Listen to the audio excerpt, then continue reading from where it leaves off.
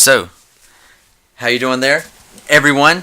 Welcome to the commentary for the Majestic cut of Season 1 of Dusk. This is Tyler Suggs, and I'm Ron Rossmann, director, writer, and producer. And we're going to take you through a quick trip of Dusk Season 1. Tell you some fun stories that may have happened during some of the filming of some of these scenes, or like that one where Jonathan dove off and cracked his head open. Yeah. Thinking he got all the rocks. Yeah. Thankfully, it wasn't too serious, but he was definitely going for the for that shot. Though we had cleared all the rocks out of the way, we missed the one rock. So. But this is definitely a really cool location we got to utilize here. This was Gavel Auction in Rock Hill, South Carolina, and there was that building you see Chief in front of. That's actually an old print shop that was left abandoned. We were able to film in front of that.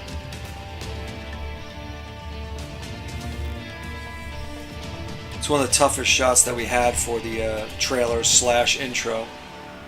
Tyler did a phenomenal job of getting the image into the blood cup. By the way, that blood was disgusting. I don't know how many times I had to drink that stuff. It was gross. Our first episode was the only episode that's pre-recorded. That's going to be a tradition with us.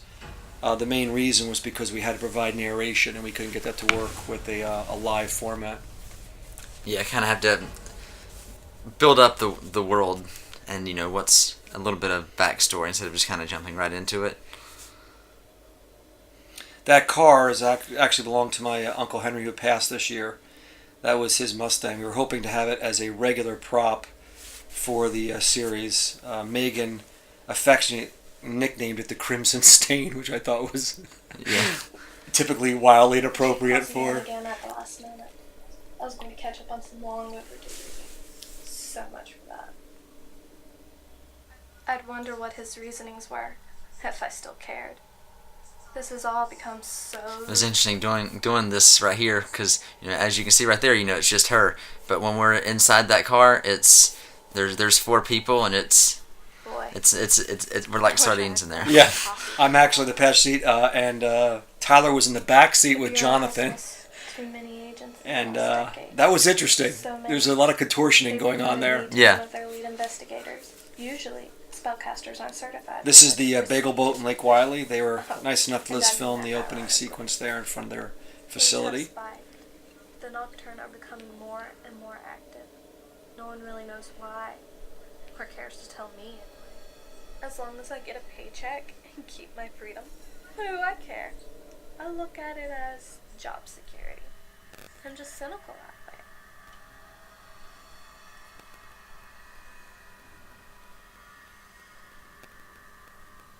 Tyler got some amazing shots here out of the rearview mirror. You'll see a lot of really cool.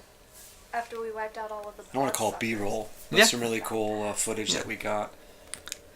There was definitely a lot more that could have been used, but there's you gotta keep in that time limit. Yeah, this is Josh Flam, our stunt choreographer, and his wife April, who were originally supposed to be Alexander and Lilith, but due to scheduling conflicts, couldn't continue in those parts. We filmed this going straight up and down South Tryon in Charlotte, uptown Charlotte, North Carolina. And humans. The church shot. Talk about the church shot, Tyler. Well, I mean, you see how great that church looks. So we were driving along, and I saw it, and instinct just kind of kicked in, and I had to get a shot. So I tell them to pull over real quick, and I'm jumping out, and I'm running to get the shot, and they're just kind of like, I looked back, it's like, where's Tyler? How did he get out of the car so fast? And we had to chase Tyler down. But we got a great shot out of it. This is the first shot of my daughter Jessica Rossmann, who will be throughout the series, and you'll understand why when we get to the final episode. Now, being invisible has. I wonder if that poor guy ever knows that he was in the Dusk series. The guy walked in front of the car. Investigators, it allows us a certain guaranteed obscurity. which makes our job a hell of a lot easier. No mortal busybodies to complicate things. Most of our filming was in Charlotte, North Carolina. We had a couple in South Carolina, but most of it was Charlotte. Most murders of late have That was a real machete, by the way. Only the occasional About what? species attack. 4 inches from Isn't it funny that we investigate Joe Yeah. Hodge's head. Yeah. So, utterly contradictory? Lots of They are only rehearsals Yes. for that one. And blood. and blood. Gallons of homemade fake blood. The more noticeable they are to even the most skeptical. The idea of this was to see that he was on his last breath, so he's dying. We wanted to do something more than just have a corpse there. So that filmed it really Maybe nicely. that's a good thing. I tend to get a bit melancholy when left alone with my own thoughts. This was a tough thing to shoot because we wanted to capture narrative, but we didn't want it to be stale. So Tyler did a really good job of mixing these shots together to keep you engaged in what you're watching and changing up enough so it doesn't become monotonous. So I really appreciate that. And there's just a lot of good scenery throughout Charlotte. Yeah, there is. It's a really nice place to film. I don't complain. It's a beautiful shot of Megan from the back. Was lost for a reason. Nice over the shoulder there. Convinced myself. The past is pain. Literal over the shoulder. Yeah, literally over the shoulder. It's say that. And this was pieced together too. We did multiple shots, pickups, I guess you'd call them, of different, of Megan at stoplights acting different ways. Yeah. So one, we could keep safety going, but two, so we could really capture her full range of emotion while she was driving. Kind of the boredom. Water lacking any color or visible footing. This is our guerrilla shooting. Nocturne or not, we are all Just drove into this parking lot and decided this building looks cool. Let's get this as the outside of Majestic. Will cause serious injury to our minds more than body. It worked out. It worked out. Benefits of filming on the weekend. Yes. In your business that's only open during the weekdays. That's right.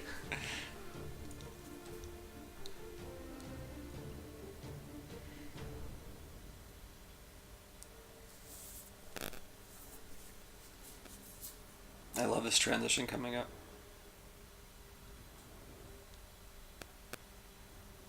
Well, I'm here.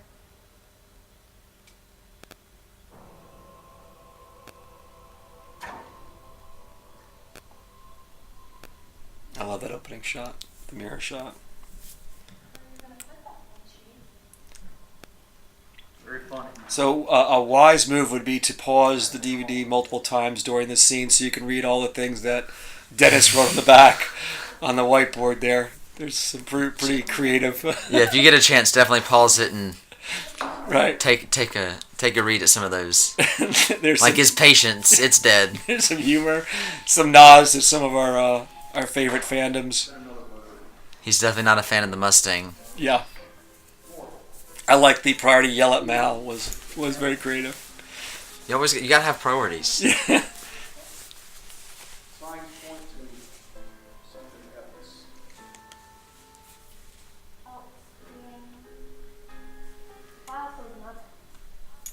else. Tyler did a really good job with the sound here.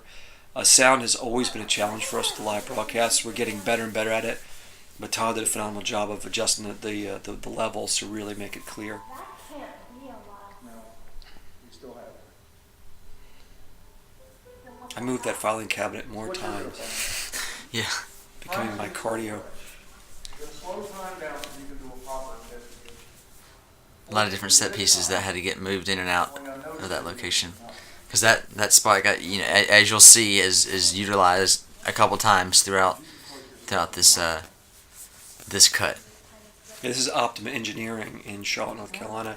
Keith and Kathy Pio were very good to us to allow us to use multiple rooms in their building.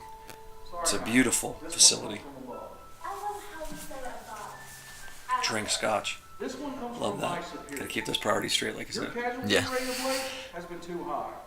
Way too high. I used necessary force when I needed. One of the great things about Dusk is a lot of the actors have a great deal of input as they create their characters and some of the dialogue. So there's a certain ownership and Yeah, since you kind of built these characters to some of these actors, these talent, they can kind of add their own little personal quirks to the character, and that just kind of adds more depth to the character. Right, and you get those cool little one-liners that get stuck in there, and stuff like the whiteboard, which is all Dennis. And make sure you're paying attention to that candy dish. That candy dish plays a larger part than you might think. That's actually the completed script, by the way, in that file. That's the entire season script. A lot of pages. Yes. But you know what? The Batman gloves was the first set of gloves that Chief started with.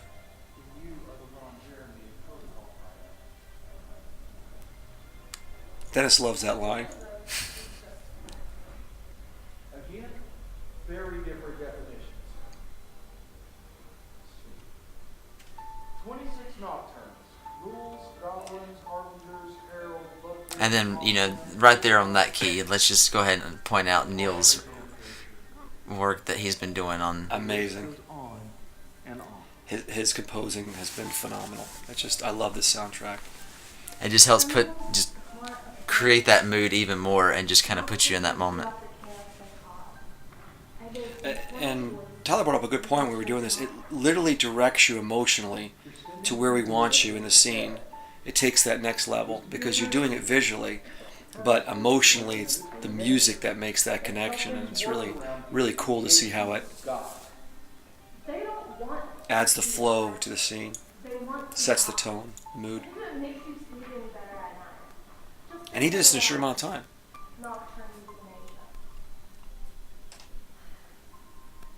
About a month, right? If that, maybe 3 weeks, everything together. Yeah.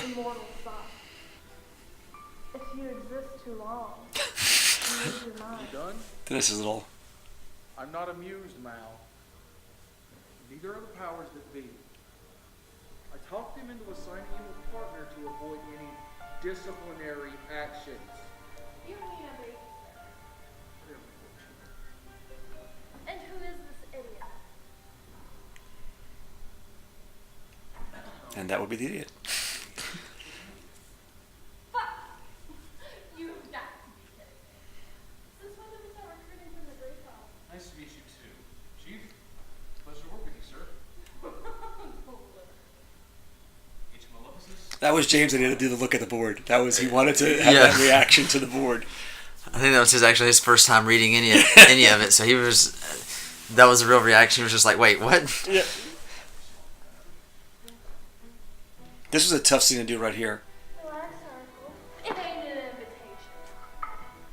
How many takes did that take? A few. Crazy A few. to get that just right. Then here, the bona fide seer. Only a few telepaths left. It's obvious remaining tell vibration is in its future. I don't need that seer to tell me that. That was one of Megan's favorite lines. I've dealt with this my whole life. If I couldn't grow a second skin, I wouldn't survive. Now, get here. Oh, the skin you'll grow this season. Yes. Walking, talking, breathing, CSI. If he only knew. And specializes in Nocturne. So much is about to go down. I'm glad you live in Majestic, I'm sure. Okay, there, Alan. Who else want to mix some magic? A lot of pop culture references we've thrown in there. Discuss it. And you have to be careful because that could be kind of a lazy tactic, so we're really careful not to inundate the script with those. And my cast done a really good job of kind of deciding which ones stayed and which ones went. Why were you not? I got the huge GPS with me on. Right, Siri? Yeah, I can't do that. It was a joke. This is my favorite line coming up.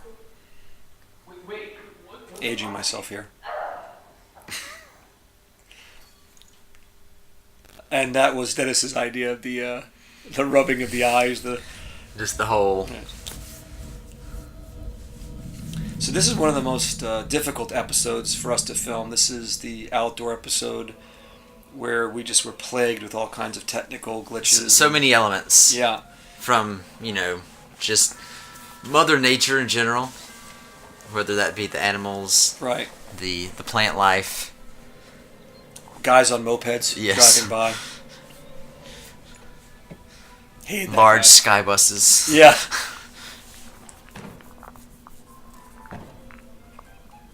one of my favorite things about this is the way Tyler caught the sound of the gravel under the car and the feet. I love that. It just sounds so organic. Place is empty. How is that possible? We're in a time rift. A time rift? Dude, were you not trained at Majestic? No, you mentioned it earlier. I was trained at the Bureau, not Majestic. See, don't you guys know everything? You know, I haven't mastered my gifts just yet. The Bureau installed a governor to help me disseminate all the input I receive. Because without it, the sheer volume of images and voices would drive me quickly insane. Great. So what purpose? When you guys start seeing that, that is a St. Patrick's Day Anyone I touch, little circuit board blinking light that we turned into the governor. Because it was green, and I like the color green. Yeah. So. This was tough because the concept of the time rift was we had to create this idea that these were happening in the moments between time.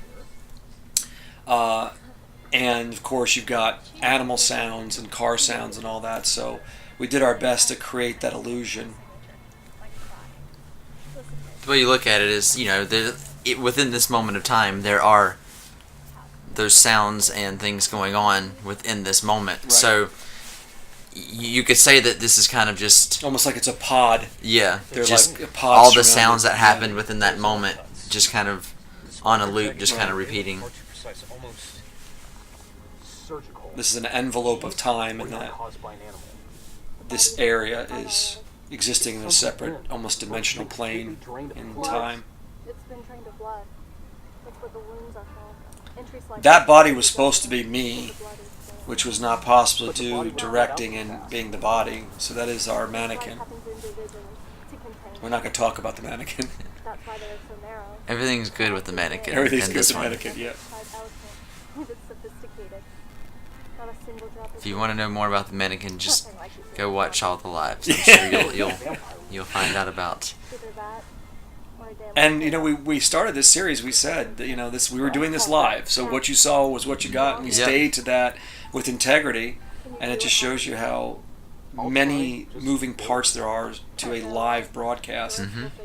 and You don't want to be caught in it when it what a blessing post production is. I'll take your word. Yeah. So, I love the special effect that Tyler put in here. We talked about this for a long time and worked on a couple different options, and I love what he came up with. Well, what do you see? The idea was that he's bending reality, so he wanted Chronos to be bent as well. So, and remember, the camera is an actual character, so it's being affected as much as So what you're seeing it through, you know, through that character's view. So these jumps and things, it's this being kind of coming down, and because this all happens within a period of what is it about, like One day, yeah, one like day and a half, probably yeah. like 30 hours, yeah, probably all in all. exactly, yeah. So it's kind of this moment's kind of happened, and this being entity has sensed these things leading up to it. So, you know, wanting to come down and kind of check it out, but doing so, he's getting in what's going on, so that, you know, even though he is of a higher power, the powers of everyone else around him has an effect on him, and it causes him to, you know, I guess glitch up in a sense. Yeah, he's being affected. So this is an actual supernatural being, but is also affected by its environment, and that's how we came over with the POV concept, which sometimes can be overused. We wanted to actually make that camera part of the cast, and I think Tyler did a great job of that. There's something back there if you guys pay really close attention, which is purposeful, by the way. And no one's known, like, we haven't come out and said anything about it up until the commentary, so this is pretty much the only way we're going to confirm that there is someone back there. But once you know that, once you see her, she's always there. Yep. And the funny thing is, we did this just kind of foreshadow that character, but we never realized that when we did the rewrite of the script, it would play such a larger part in the story. So it was a happy accident, Yep. which I like those happy accidents. And it kind of goes back, it's like, okay, well, if this is a moment of time, why is she trapped in this moment of time? Right. So what happened to that vampire? Stay True. Why tuned. is she not affected? Yeah. Just So- one more thing. What kid? Nocturne's maybe not affected What's by archaic? the impact of these time rifts. Yep. This man, he wanted us to know about it. How could you know that? It was one of the last things on his mind before he died. It's almost as if he... We're not going to talk about the Fenton sunglasses either. If you notice it, you notice it. If not, you don't, it's then, okay. Again, give me a high five. Another lesson a young director like myself has learned in continuity. You have to watch so many different elements, and we didn't have a script supervisor in the beginning, and we now have one. I didn't realize how important. Like Ron and I were like teaming as script soup, like trying to keep up as much continuity as possible, but so you have 100% of yourself. You could never give your 100% to multiple things, So if we're doing camera, sound, rehearsing lines, well then you've got 100% across those 3 tasks. So based on how you divvy out, I guess your mental strain on all those things has a huge effect on the outcome. Absolutely. So there's so many different moving parts to have to stick to. And this is one of my favorite. I probably spent the most time putting together this bit of it, this whole sequence, just from his powers, and if you listen closely, you hear Fenton's powers as well. Getting this special effect to work was tough. Remember, we're doing all practical. Yeah. And this was basically a block light or brick light in the filing cabinet, and then Tyler tweaked it. Yeah, and some different gels and stuff. And sound effects. It just made it amazing. Again, foreshadow on the fact that Mal was not able to physically hand him the crystal. Getting these lights to work was the biggest pain in the butt. Yeah. It was when we found out that we had dimmable lights in the room, that worked out to our advantage. We weren't going to do that until we figured out it had dimmable lights. Yeah. I think that was actually your idea. Yeah. Let's try to do that. So. But then getting that timing, because it had a bit of a delay. Yeah. But it came out really well. And just so you guys understand, that corset that Megan was wearing when she was designing that costume, I don't think took the time to understand how uncomfortable that would be.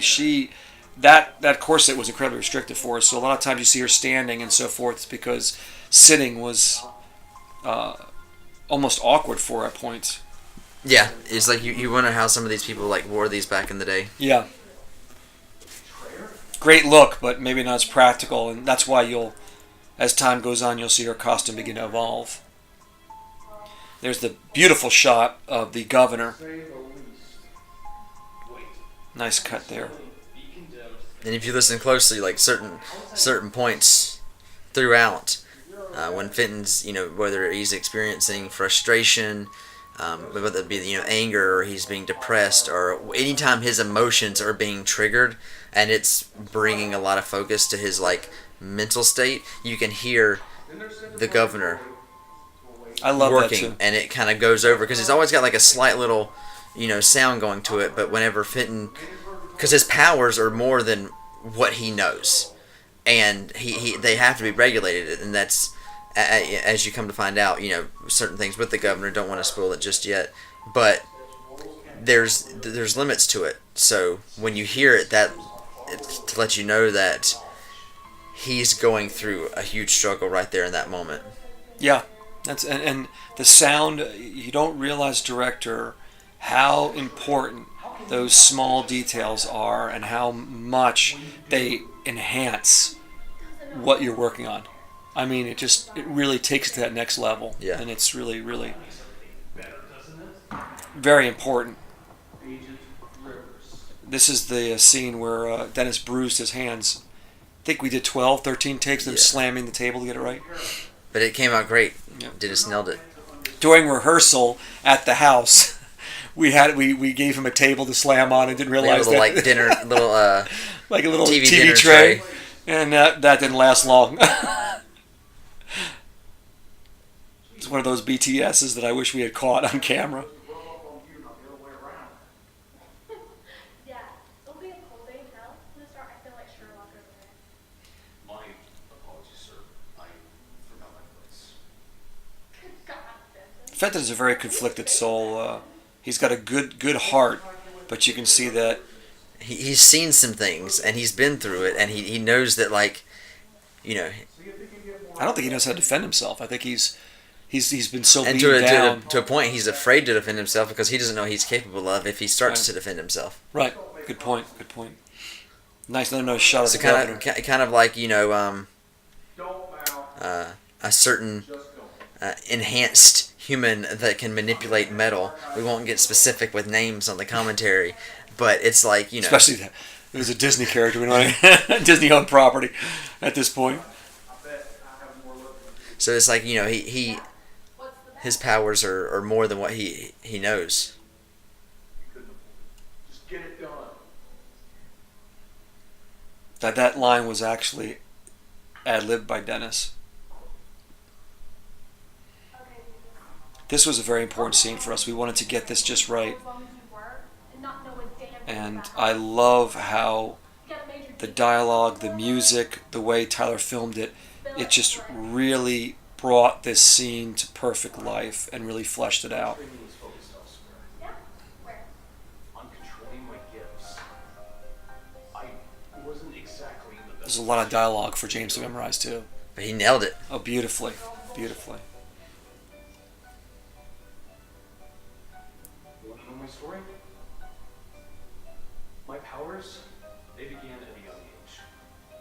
I had no control over them. I didn't even And you'll hear, again, Tyler adds in the sound of the governor working. Yeah, because this is something that Fitton suppressed for a long time that he doesn't like to bring up. Yeah, the deeper we get into Fenton's past, the more people will understand why he doesn't want to revisit it.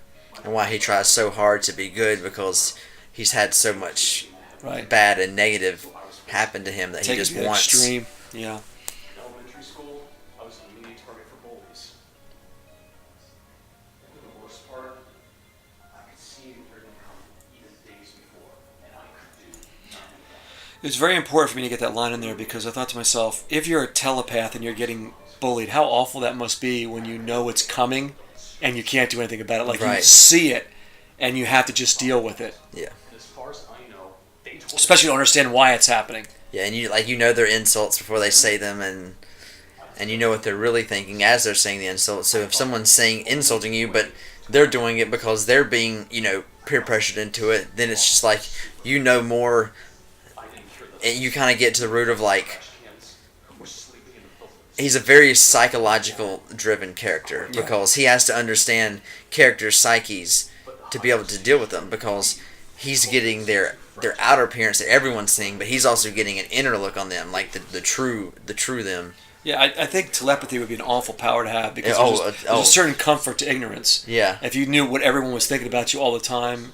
I mean, if you could control it, imagine if you could control it, what he's going through, where basically every voice around him he can hear. But imagine if you could control that and you're talking to someone and you're hearing what they actually think about you. I wonder, we all want to hear the truth until we hear it. Then Like not so much. how difficult would it be to keep that ability, or even would you even say it as ability? Would you say it like more of like a curse, like a secret? It would be very incredibly oppressive. Now this governor will change in season 2. We're going to, it's a very uncomfortable appliance for James, and so we're going to revamp it a bit. We'll have some storyline to back that up, but it was not a comfortable thing for James to wear. use their insight to manipulate history. The future's fluidity makes it extremely vulnerable. Tyler did a good job of capturing enough of it so it looks really cool, but not getting too close where you see the actual. The unit itself. Yeah. So why let you live? Especially if there's nothing in danger. The idea of the whole story is to realistically challenge the ideas of these creatures if they did exist. How would they function in the real world? How would they be corrupted? Could they do good with their powers? Would they want to? And how it would affect a real world environment. Yeah. So we're kind of stripping away some of the fantasy and really going for No. Rooting it in that reality. aspect of reality. The reality, yeah. I have the ability to shield myself from the effects. Yeah, about that, I'm sorry, I think you're kind of first to be called a sorceress. My kind? Dude, you should have quit while you were ahead. I'm sorry. Let it go outside. There's a lot of demeaning magical terms. Yes. And the reason why Mal finds that term witch so offensive is it's become so commonplace and used as almost a caricature of itself. Yeah. That for her it takes away all the importance of it and makes it into almost a slang or a derogatory, even bigoted word. And so it has a deep impact on her. Also, I think she resents what she is. I think that plays a part into it. I think there's a deeper meaning to the fact that that word makes her, reminds her that she's... it's like a raw word that just says, this is what you are. Right. It sums her up. Yeah. Rather than you understanding her as a full person, you're just a label. So, especially for her.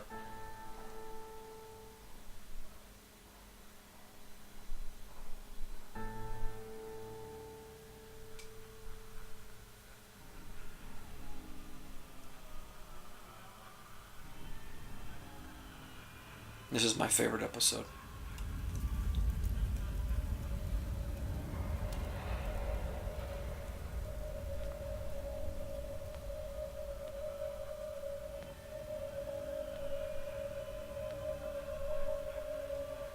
The idea was to make you feel like you were being suffocated in a vast expanse of darkness. Yeah, you were drowning in the ocean.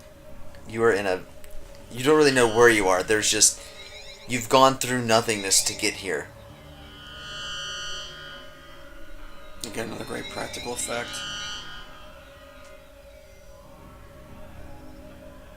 Proceed.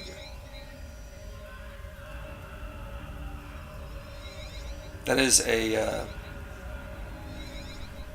Jedi robe, a red shirt, a brick light, and some very creative camera work. And probably half a dozen Dollar Tree black table covers. Yep. I thought all the vampires were dead. Here's where Neil and Tyler really went crazy with the, which I'm glad, with the sound effects to create that feel of Purgatory visually and also sound-wise. Why the hell would I help you? And this is probably Jonathan and Megan's best performances of the entire season. I really do believe that. Mm-hmm. Your time could be better served in hell right now. At least there'd be some finality to it. Instead of trapped in an endless void. This is not what I expected of Purgatory. Those chains belong to Jonathan. We didn't ask questions. Lost. Brought them from home. Eternity of every moment. Literally. Feeling all hope being drained from my very essence. Oh, I see. Now, correct me if I'm wrong, but you would prefer to relive every one of your vile and vicious acts through your victim's pain and perspective repeatedly. I love the lighting in this. It just has that just eerie kind of dank, dire feel to it. You know, Don't act like you did. there's just no hope. You feel like you're drowning. You feel like you're It's not an suffocating. act. It's a fucking reality. Now, take a look at the crystal. I know I could be keeping you from something important like continuing not to shower and watching your toenails grow. Play a dangerous game, little girl. Not for these fetters. My hands will be choking the life out of your delicate little neck right now. Please. Believe it or not, that one set of dialogue and took us forever to get just right. And look at the crystal. Because we wanted more body language than out of Megan with it, so it really felt patronizing and mocking. Yeah.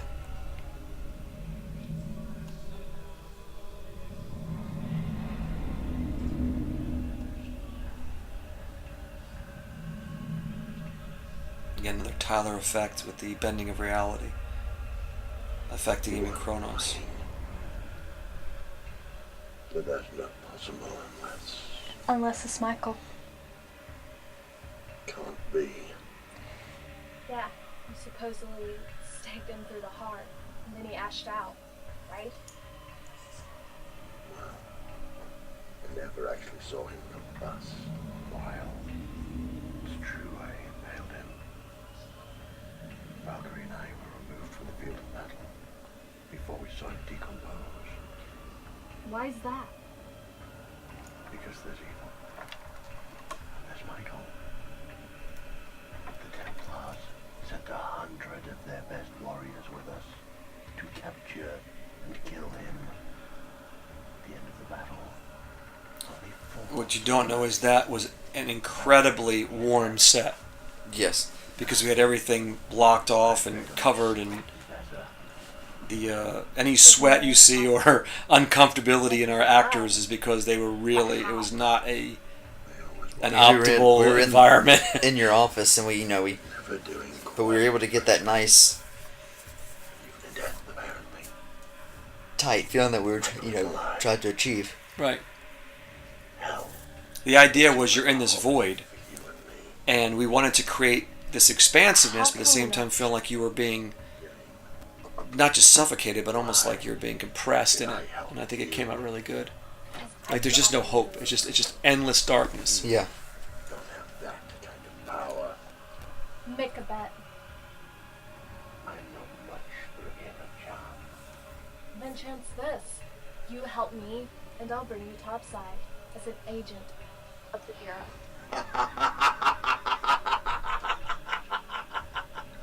They would never stand for such a ludicrous thing. You let me worry about that. Now, it won't exactly be freedom, but it sure beats the hell out of this place. And, ironically, it's a way to beat hell. How do you know I won't kill you? As soon as we're freed of this torment. After all, you are the reason for it. Because as much as you bitch about it, you know I was and am your only salvation. And that teensy-weensy little bit of humanity that still exists in what little of a soul you have reminds you that on a daily basis. That was important to make the audience understand that Megan or Mal wasn't affected by his threat at all, Yeah. which kind of gives you a glimpse into the person that she is. I don't think there's a lot that scares her. Yeah. And So- what she Yeah. because she knows a lot too. Yeah. When we finally get to something that scares her, it really has an impact. Yeah. And it just kind of has a lot more weight to it. That's like, okay, well this So captivity will this really has affected her because you see all this other stuff that doesn't even phase her. whatever will I want. Let me worry about the wardrobe.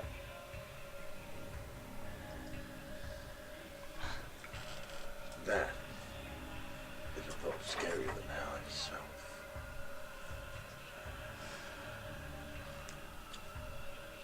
I love the way he pulled this line off.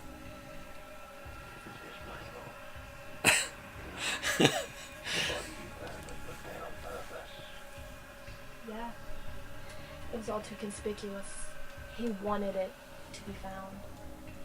Even Mal's attire is a middle finger to Figure that out too.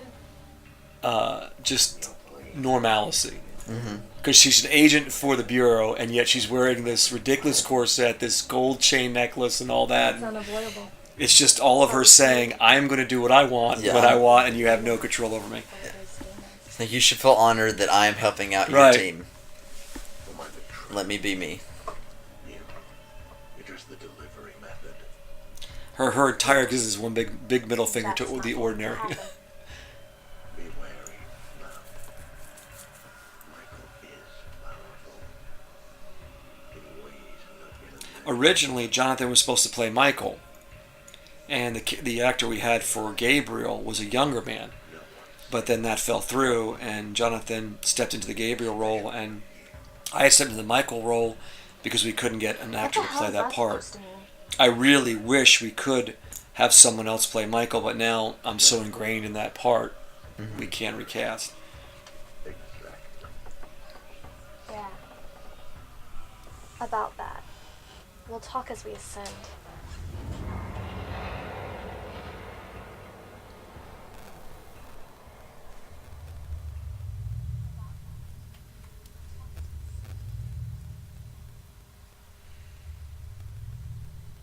It's a good cut.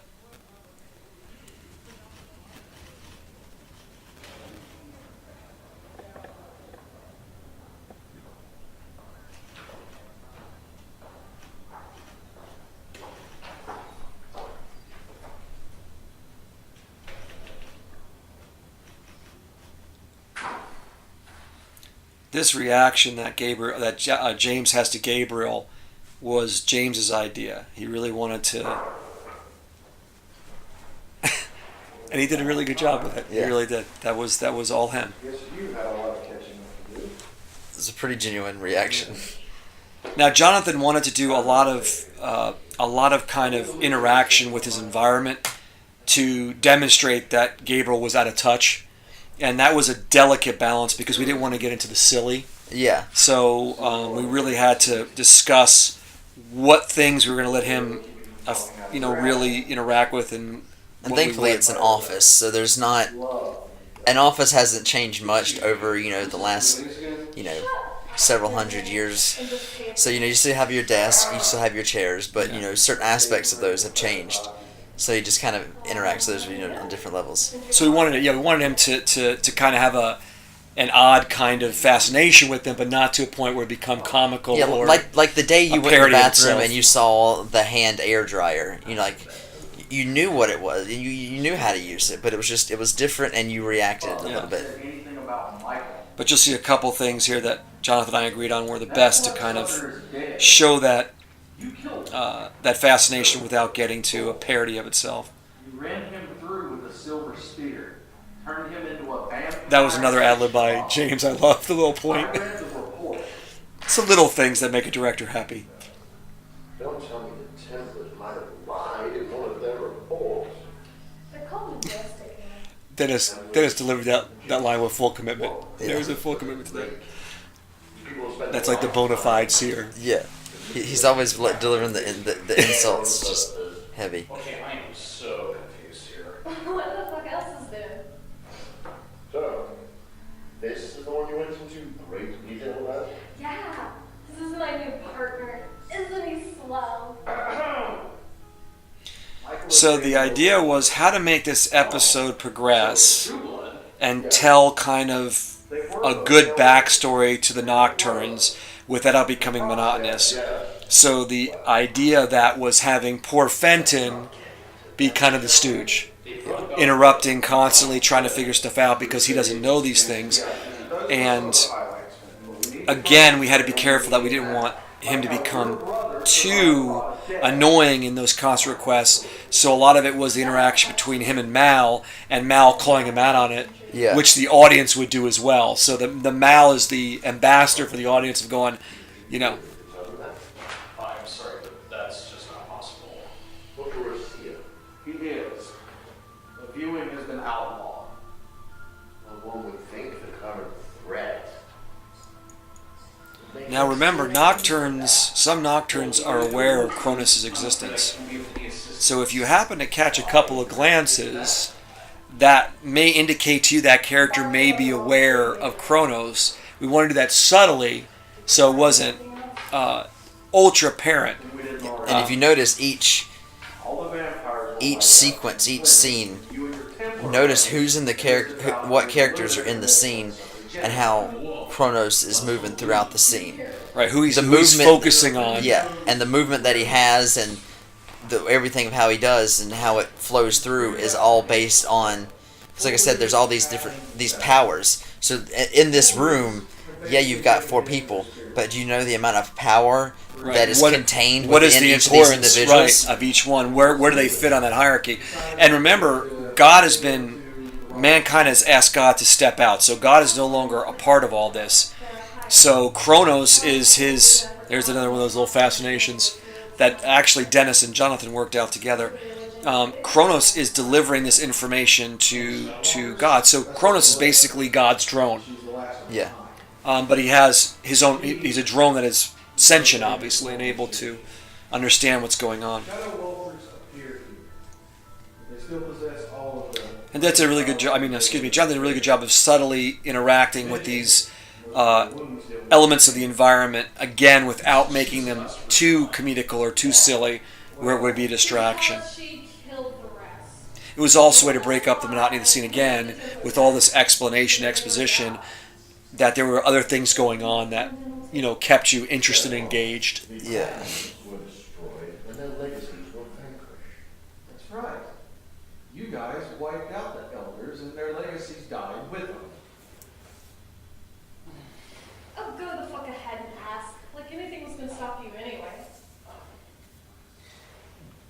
legacy? A legacy is blood and spirit bond. It's between elder. This was, again, Mal representing the audience of... Elder dies. Anyone who's been converted by them is free of the curse. This was a nice pickup that Tyler added. After the curses lifted, half-blood still remember all the acts they committed. Those memories and their guilt usually drive them crazy. They either kill themselves or go completely homicidal. The bloodlust remains even though the ghost is gone. Jeez, that's awful. So basically this scene encapsulates a good portion of the Nocturne backstory. So there's a lot of information in this one scene as far as the Lunas, the vampires, the clans, their history. So it's a crucial scene. It's just, as a director and a writer, it's tough to pull a scene like this off. And with us having to do these in 8 to 10 minutes, For the first cleansing. getting that much information to the audience without making them feel like they're overwhelmed, Right. or they're basically reading an instruction manual or an encyclopedia as opposed to actually being entertained. Overthrow humanity, but his son, Alexander, interfered with the help of the Templars. Alexander killed his father before he could transfer his legacy, so thousands upon thousands of half-bloods were freed and died. The rest wreaked havoc throughout the world until they were stopped. Hold on. How Now does this one next destroy idea with the place? phone was Jonathan's, and it was brilliant. When we begin to explain the Bloodstone, he came up with a really cool way to do it, both physically and with the dialogue.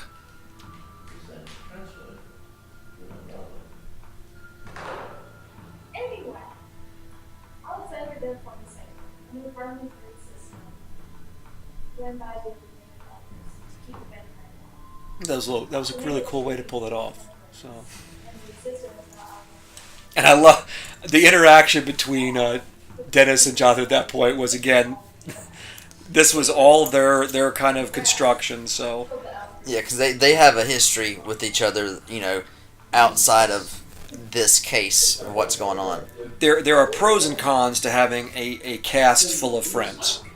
We'll focus on the pros, and the pros is that there is a natural chemistry that happens, which it's very difficult to do with just strangers. Yeah. And so that chemistry shows throughout these episodes, especially in the interactions with certain characters, James and Megan and Dennis and Jonathan especially.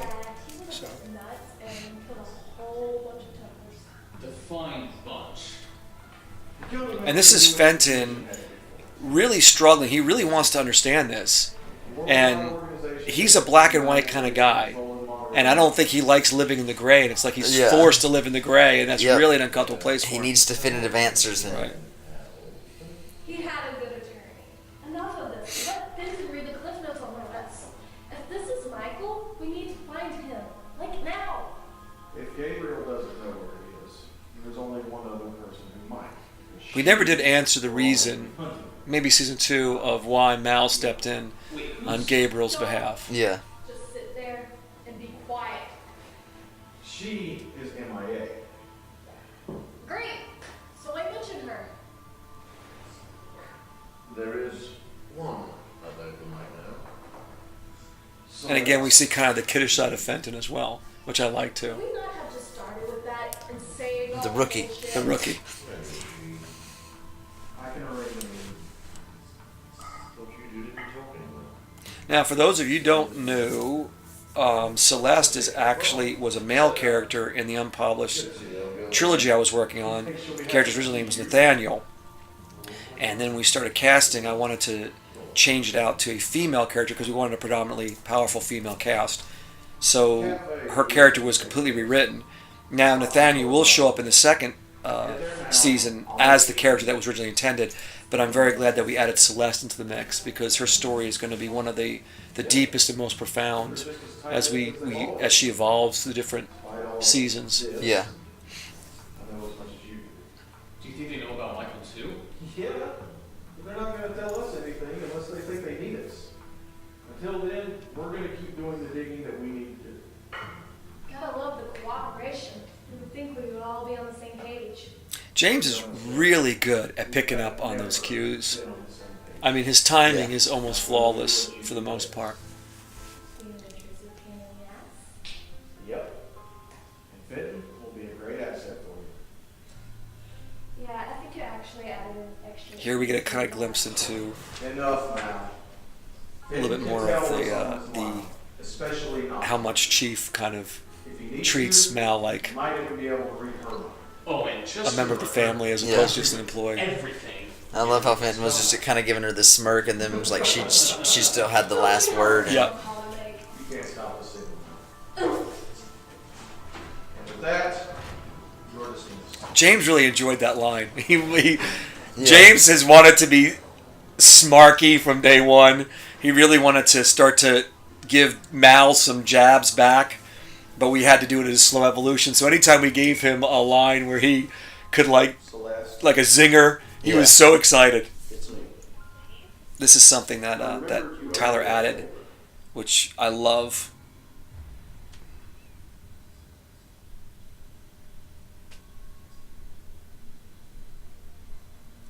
That's a snippet from episode 7 that was put into this episode, Yep.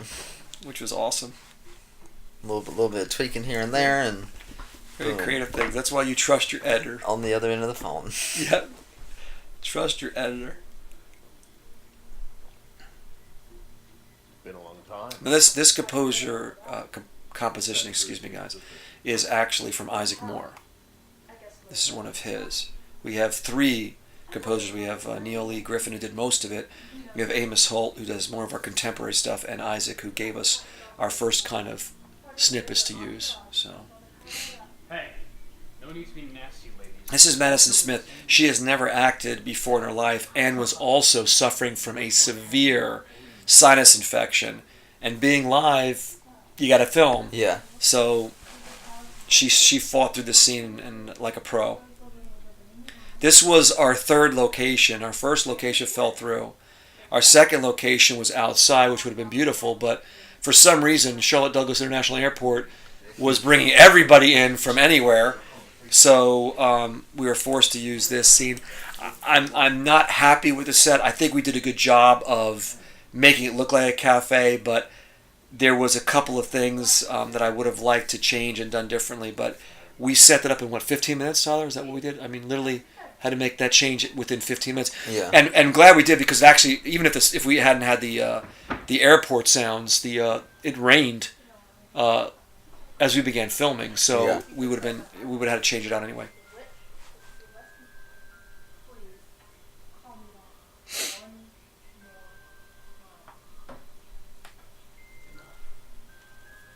We don't have time for this nonsense. You're more nervous than I seem to remember. And a bit thinner. I guess you're thinking. Now, the reason why Mal is wearing glasses, Megan had a reaction to her green contacts and was unable to put them back in her eyes. So at the last minute, we had to add the sunglasses to have her not have that Yeah. irregular So look. you wouldn't see the. Yeah. And so we kind of gave it the idea like she had a bit of a hangover. That's why we gave her the glass of champagne. Got a migraine. Yeah. Some sensitivity to the light. Yep. Celeste. I can understand. And it works because I think Mal would do that. haven't finished She- you know. this. The rest is just excessive. Then let's get to it. What do you know? Michael's alive and well. He's friends with your son for a long I time. love that cut. Or somewhat. The whole color and everything, that lighting of him reacting. Now. Must be me. Could be. You might know what I am surprised Madison did not throw up. That is Sprite mixed with a bunch of other stuff. I can't even remember. And she drank probably close to half a gallon of that. Are you suggesting Majestic knows the reason Michael has returned? I don't know. What do you think? Things to get into character. Yep. Obviously, you know what they know. So why these games? James like he's watching a tennis match right there. I have Yeah, all the he's like, time wait, in the what? world. Yeah, what? If you know what he's looking for, why not tell him? Because she doesn't. She's trying to push us to find out what we know. The book she has her hand on is The Hobbit.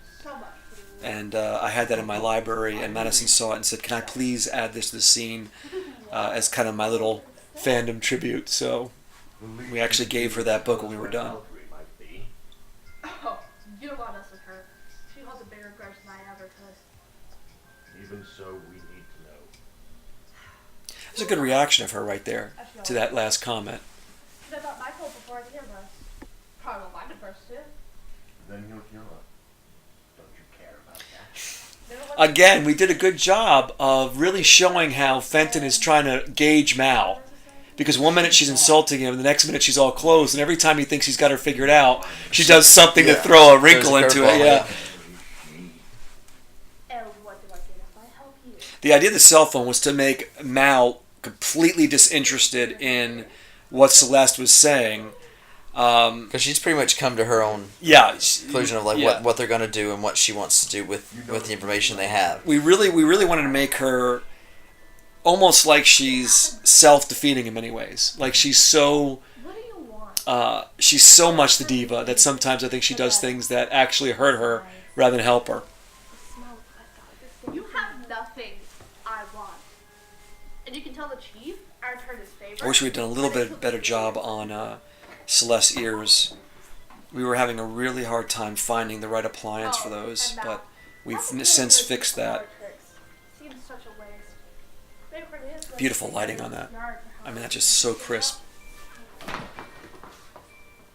The breadsticks are part of our lunch for that day, right? Yes. We had pizza. That was craft services for the day. Yeah, that was craft services. Which is always tastes like spoiled flesh. Well, that was pointless. Oh no, it wasn't. This plays into why Mal hates that witch word. Because the pop cultureness of the witch word now. So that's why that line was inserted there. So you really got... Look, I'm not proud of what I did, but we had no other choice here. There was an unmistakable urgency in this case. Well, let's go. You got an address or anything? Oh yeah. Come on, fellas. We'll do collective asses. So Gabriel, who exactly is this Valkyrie? Pay very special attention to the way Jonathan is acting, and toward the end of the scene I'll mention why it's so crucial. Such a key element to this scene. Rage and vengeance. The temple stranger to be a hunter. Vampire killer. Then they gave her elixir. Told her she'd be immortal until her task was complete. What was in the elixir? Word of an elder. It gave her a longevity. A strength. You did a really good job capturing this scene. And in this scene, the physicality of it was actually, again, a suggestion by James. He wanted it to be a very physical scene, and I thought that was a really good addition. And you can really see He did a really good job pulling it off. I mean, there's... And you really get the size. Like there's a lot of representations of things going on. You've got like the red, the blue, the tall, the shorter. You've got the light above his head. Nothing behind him. It's just every bit of this scene tells a story. Yeah. Every inch of it. Every second. Notice the little clock behind Gabriel's head, and every little thing just kind of What exactly? plays a little key. Mm-hmm.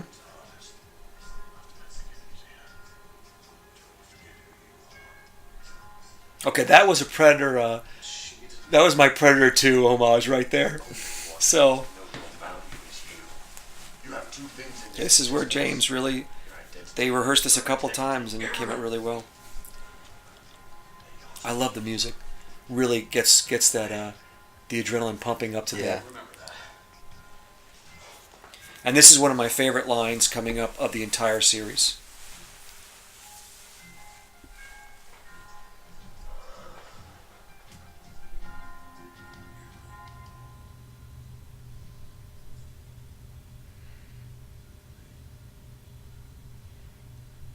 I love that line. That's my favorite line of the entire series. The cut to the glass. So why we see Gabriel starting to suffer from basically starvation. He hasn't had blood. He's back on topside, and so he's missed out. And that's the whole reason. Time. Celeste was taunting him with the glass, which I thought was really cool, and then we get that final cut of the empty blood glass. And so all of the props, that's a real sword. That was in the beginning. Those were real arrows, real bow. So we have to be incredibly careful when we do any of these scenes because safety has to come first, especially with any choreography. There's a Batman homage in there. That was quite accidental. Dana actually designed her own costume, which I thought was really cool. She came up with this really unique look. Even her makeup, she did her own makeup. Try to do that kind of tribal thing. Kind of like your war paint. Yeah, exactly. Now you're just boring me. What's the matter, my dear? Did you underestimate me again? It appears you have. Your little friend Gabriel isn't around. He was your shield, your protector from my power. Did we fail to mention that? Now here was tough. This was tough. This was, how do we create this kind of teleconnect power without going too much Jedi or Force user, and create this actual feeling like he's got these amazing powers, and that was accomplished a lot with Tyler adding these crucial sound effects, and I really am happy with the way he did that, because it really amplifies the fact that he's got these powers without overselling it. Increase or decrease it as I wish. I know. Getting the blood scene in here, that is a blood capsule that when she initially hits the wall, Dana throws into her mouth and bites down on it. And also during post, to get even more of an effect, we would do cuts and she would be drinking the fake blood over and over again, and so she was a real trooper in getting that, because that stuff is nasty. And this was not our own mixture, this was actual stuff you buy in stores. So it's got a nasty, it almost tastes like spoiled chocolate. Who would have thought you would have grown up to be such a big revelation coming up. Pain in my ass. But I'm not going to kill you. No. That would rob me of your suffering. And creating Michael as a bad guy was incredibly difficult because being such a student of fandom, I didn't want to mimic, every other bad guy that was out there. So what I try to do is think of this entity that's pure evil, has no good within him at all, but enjoys being evil. I mean, thoroughly enjoys being malevolent, and so he would have a kind of taunting sense of humor, but I didn't want to oversell it. So I'm happy with the majority of it. If maybe I was a more skilled of an actor, I could pull it off a little better. But here we have Chronos again being affected by Michael and his power. But I think I don't know if he's set apart from other villains, but he would be Darth Vader if Darth Vader and Jack Sparrow kind of had a kid, I guess, or something of that nature. He's got there's depth to him, but it just comes to it's just a lot of just raw evil.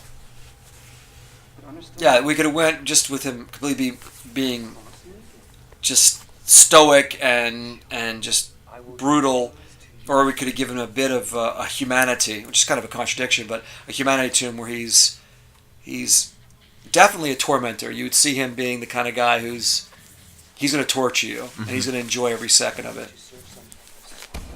Gets off on it. Date. That's all you're good for the one I am expecting to come.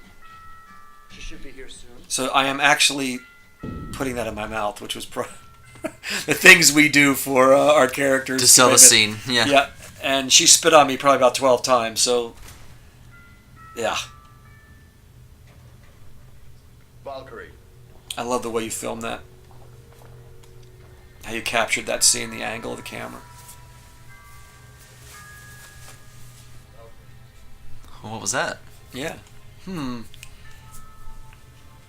happened to you? It was him, wasn't it? This is filmed at Brooklyn's Boxing Gym, as you can see, in Lake Wylie. Josh Flam was our stunt coordinator, and Brooklyn Flam plays Maddie Hale for season 1.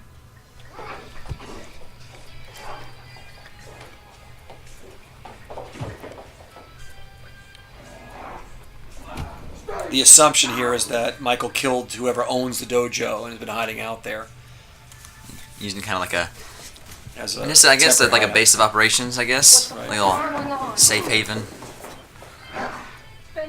It's very important that we get the sound effects in here for the impacts, and Tyler did a great job of interweaving those in, because it really makes the hits feel totally legitimate. You need to feed. But you need to calm down. Can you wait until we get out of here? And that we finally get to see Mal's power. What is wrong with you? When he was in Purgatory, his instincts went into hibernation. Now that he's topside, they've reawoken. Jeez. You were gonna kill Here's him, where weren't you? Where that last part of episode 7 makes sense. Yeah, it kind of explains the. Right.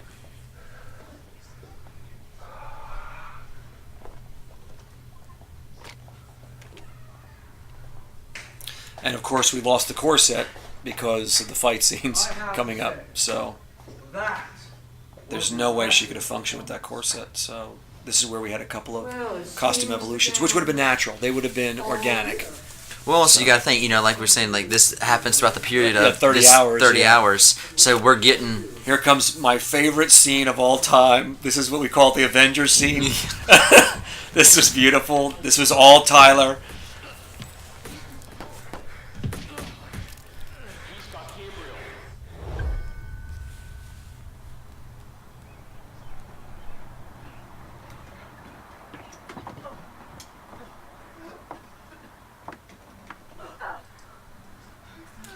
And Tyler added all this. This was, which I loved. Again, you trust your editor, because at first it was just a cut to the next scene, and kind of like the shawarma. Is it the shawarma scene from the Avengers? Yeah. Is that what it's called, shawarma, whatever it is? I think so. Yeah. They filmed that like right before they released it. Tyler literally filmed that a week before we finished the DVD. So he called up James, and they did some Got quick him to do some voiceover last work. minute Yeah. VO and.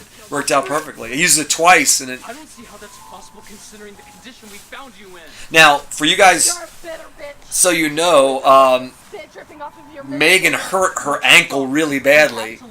Again, showing that with a live broadcast, you have to tough it through.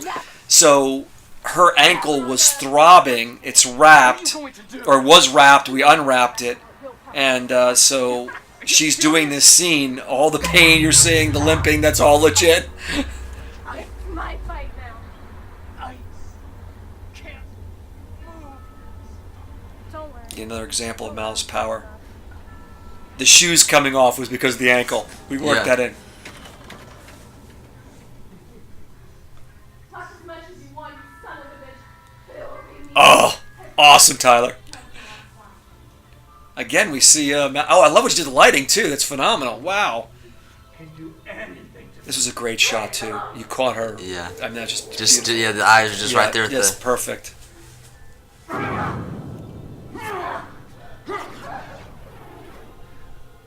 So the reason why she is barefoot is because of the ankle. Yeah. And it actually worked out. Another happy accident. Yeah. That worked out really well.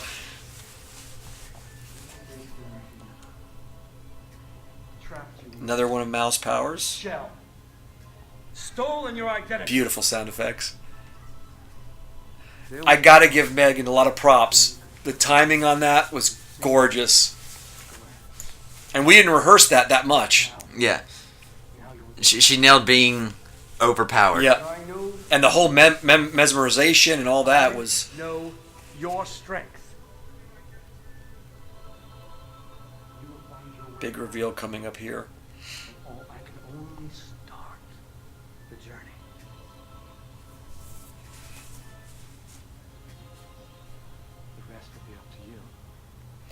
Now, guys, I want you to understand, this is Tyler Wright. This was a very difficult scene to film because he's moving around me as I'm moving around, and he doesn't know which way I'm going to move. I mean, we rehearse it, but you do your best to follow that blocking, and just phenomenal. I mean, the way it was just so fluid. And this last scene of this portion of it is just, again, one of my favorite kind of clips. It just all just comes together and just mixes well. I love that little light lens flare there, and boom, that's just the green in the eyes. Where'd he go? Now, guys, this is the first time James has ever done a fight scene in his life. What's coming up, so...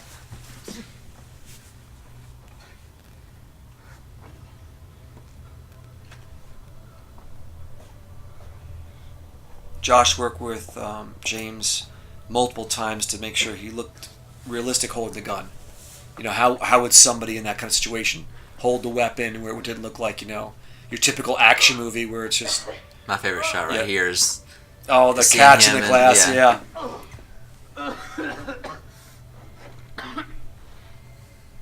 He did a great job of capturing the emotion of the scene. I mean, he didn't overplay it. It was done just the right amount. Because of budget constraints, the idea we would have liked to had Gabriel's body torn apart or even his jacket, but we weren't able to do that. And like and with everything being live and having to move through and lighting was probably our second thing that came up after audio when it came to issues, because we had to use a lot of natural lights that were within the scene, because you can't really put lights up on stands, because once you see that, it pulls you from the scene immediately. So we had to use a lot of what we were given within. So James had to sell this as Gabriel's dead, and it was a brutal death, and I think he did a great job of doing that. You get the idea that he saw something that was kind horrific. Of pushed him to another. And you're about to see another example of Tyler using the sound effect for the governor to really, again, sell what Fenton is truly going through. Urgent, as effective as pixie dust in a hailstorm. Keep walking, Darth Hideous, and I'll show you how painful fiction can be. Why don't you pull the trigger?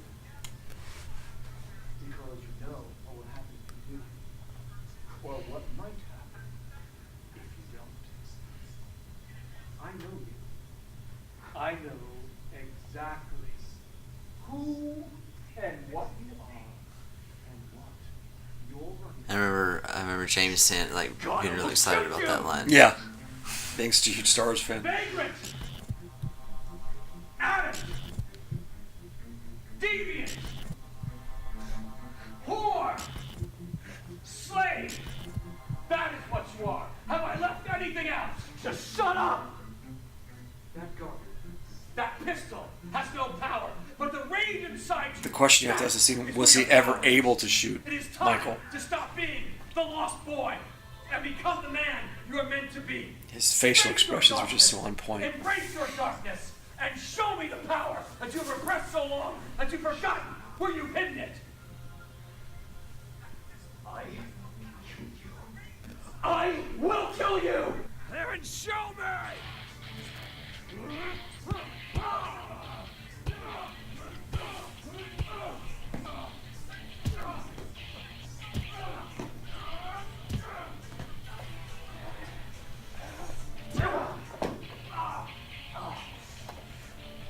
This is Michael playing with Fenton's mind here.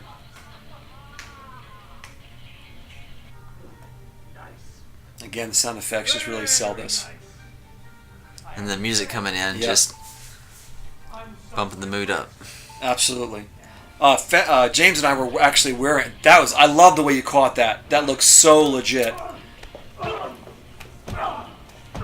In the live version, James actually knocked out my fan. So. Get up! We're not done yet.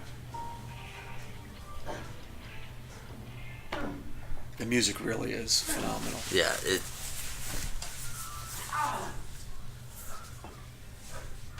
So we're wearing these protective vests. So those hits are actual hits. And right here is where I actually...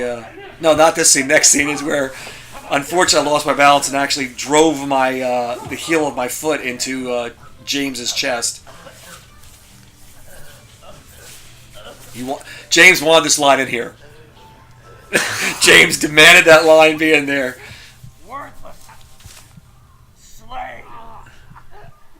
So I really wanted to torment him since he did that line. You did a phenomenal job of capturing that action, so it looks totally believable. Yeah, it actually came together really well. Yeah. Here comes the point where...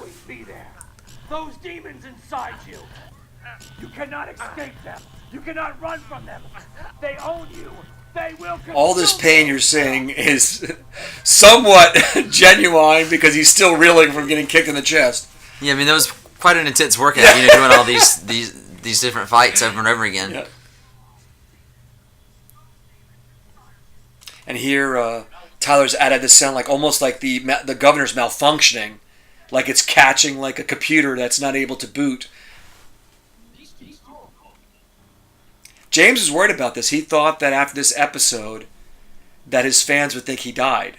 And we went on a little bit of a hiatus, I think, after this. And we it was like we did hashtag Fenton's Fate. Yeah, and it was good. I love how you caught the end too. The fact that Mal was out, but she wasn't out, and so she's seeing this happen, but able to react. And here is where Tyler added those sound effects, and again the dialogue, which basically gives you the feeling that Fenton's dreaming what actually happened or reliving it in his unconscious state.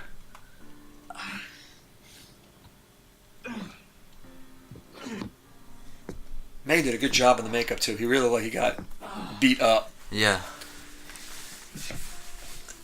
Definitely taking some serious hits. Yep. Yeah, and we wanted to make sure the makeup reflected where he got hit. So obviously the eyes where he got hit with the butt of the gun and. Come on. No idea where we are. We're in my apartment. That doesn't make any sense. Not much does anymore. Another use of my home for a set. No. I love how Tyler does a lot of filming behind certain objects to catch that depth and that, just that really cool perspective of Chronos kind of floating behind things. And I think he hit you harder than you thought.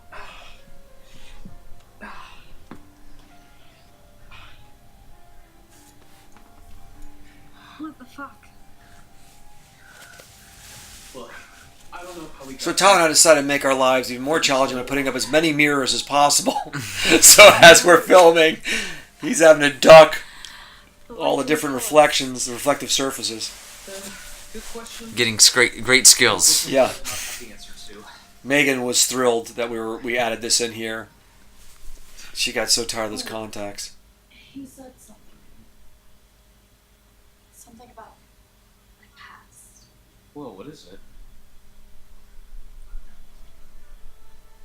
The one thing I regret, Tyler, is that, again, getting back to continuity, there's a lot of props that we recycled for this scene that were in the cafe scene that I wish I wouldn't have liked the clock and the pictures of the grandparents. But this is so clear. This shot is so crisp. I think I'm her. What? You? I think this is probably, this episode is James's best performance. Right now. Just the way he pulls it off. I mean, it just feels so natural. Yeah, he does. He does well at like reacting. Yeah, it feels like they're having like he knows that he knows what he's the lines that he has to deliver, but he's really taking Megan's performance and he's feeding off of it and doing a great job of that. I mean, because really. she's giving her performance. She's confused. Like they just randomly just appeared now in her apartment, and beforehand she found out some stuff about her past. So now she's kind of setting this tone, and James is doing a great job at kind of matching that. Mm-hmm.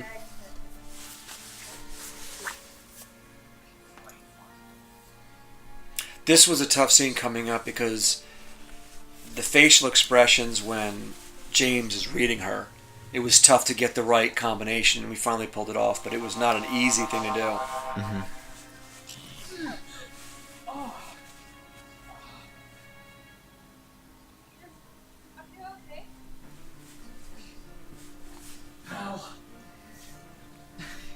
The idea of the pictures in the background too was to give the example that Mal has a past she believes belongs to her. So we wanted to give her an actual history, and then we come to find out more and more that that history is fabricated. Fire. Like I literally could feel the flames, the heat, the torment. I could feel an utter hopelessness. As if a soul was dying, it was Again, most the music is different just thing on I've ever point. seen. Almost suffocating. Hold on.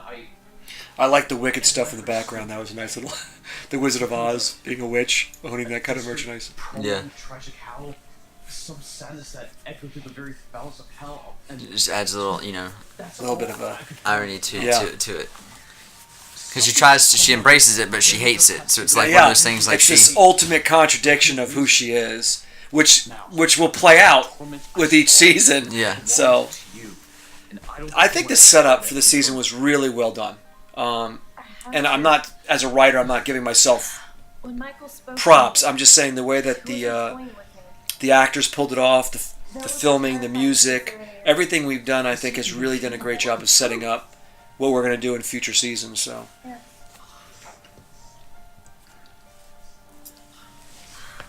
Wait. Where's Valkyrie? I left her back at the dojo to come to your aid. She was still suffering from your spell. Yeah, sorry about that. Kind of something I hope to not experience. There's a lot of tribute stuff too in a lot of these shots. So that flower arranged in the background, it was a fake flower arrangement from Tammy's mom's funeral. So we got to do a little bit of, have that in there. Nice place. April Flam provided a lot of the props too. The different crystals, the tarot cards, all that is April Flam. On your walls. Well, you haven't seen my bedroom yet. Oh. Relax, Circle. Yeah, I get it. It wasn't an invitation. Damn. I did use that money, didn't I? I gotta get some new material. So, what do we do now? Like you said, the chief needs to know what went down with Michael and Val. And Gabriel. Yeah. By the way, for all those who are expecting Fenton and Mal to form a relationship other than the buddy cop feel, it's not going to happen. Yeah. They're more brother and sister than anything else. Yeah. They have this weird, playful relationship. Yeah, it would not play well to have them. Took it easy on me. I guess that's why I'm still breathing. And the funny thing is, in the original trilogy I wrote, Mal was a footnote, and we moved her to the front of the story, very similar to what Peter Jackson did with Aragorn and Arwen's relationship. Mm-hmm. So. Because you needed me, and you're my partner no matter what. Besides.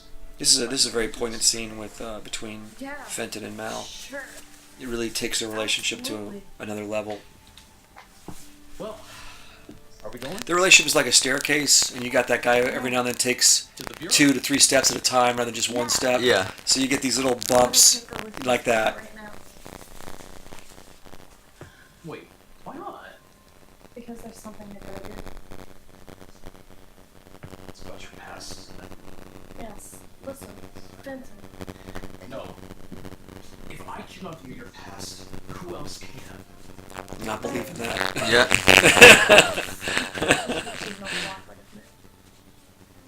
It's so much fun as a director to watch when Tyler sends me the footage with the music and all that, because you feel like you're watching it for the first time. And it's moving like a director to part of the audience. I really enjoyed that. So she's an immortal then? Because to watch the takes, once we filmed them with just the dialogue, you get the scene and you get the emotion, but then when you add little sound effects into the background and you add the music, it just brings it all together. Then you get to be part of the audience. You move from that role of having to nitpick every last thing to just sit back and wow, this is really cool. Look at what you accomplished. It's actually a picture of my grandmother. Such sadness surrounds these entities, huh? Interesting that Val would have a Thomas Kane painting in her home. Listen, I'll meet you back at the office in a couple of hours. Stall for me, please. As you wish. Did you just Princess Bride me? Whoa, what is... Never mind. When this is all said and done, you and I are going to have a long talk.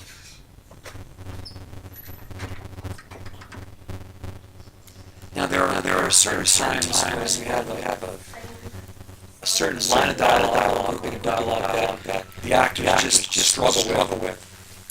And this is one that was actually reference to Maddie basically working for Majestic and observing and all that you'll hear Brooklyn mention next in one of the scenes coming up, one of the episodes coming up, but we never were able to get it into this cut because it just kept tripping him up so much. So missed the. I just realized that I left the sign up on the door. Please do not disturb. Needed that though. There was a lot of we have a lot of kids in the neighborhood. This is Brooklyn Flam, who is, I believe, 15, 16. She was on the border of turning 16. This is her first acting debut. She's the daughter of Josh Flam, and looks like a living anime character.